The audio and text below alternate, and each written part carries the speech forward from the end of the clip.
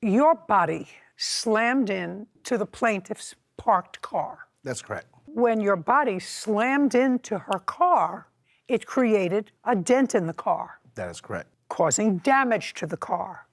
That's why the plaintiff is here. That's correct. This happened on what date? August 21st, 2020. 2020? Correct. Oh, that's a bad dent. What year car is this? 2013. What kind? Dodge Challenger. Have you had it for long? About 4 years. You still have it? Yes. And what were you doing in the complex? I'm a groundskeeper and manager of the complex. What were you doing at 4:30?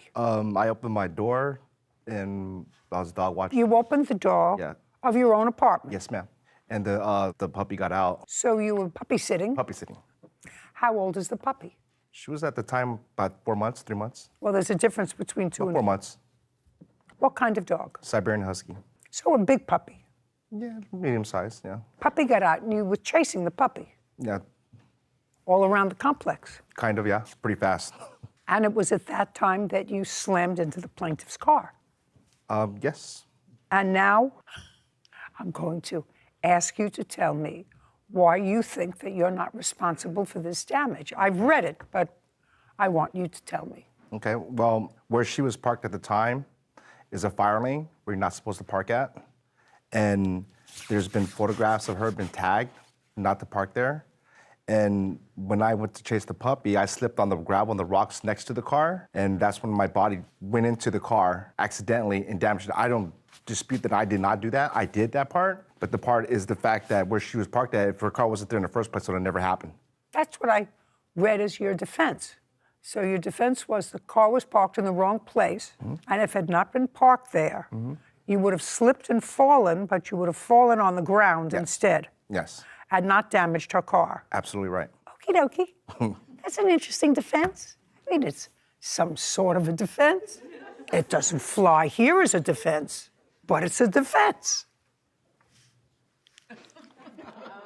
The proximate cause of her car becoming damaged was your body falling into it. And the proximate cause of your body falling into her car was because you negligently let the puppy out of the apartment. That was the reason.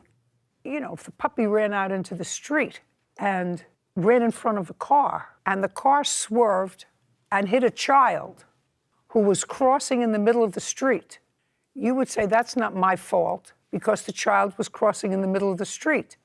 If the child wasn't crossing in the middle of the street, he wouldn't gotten hurt.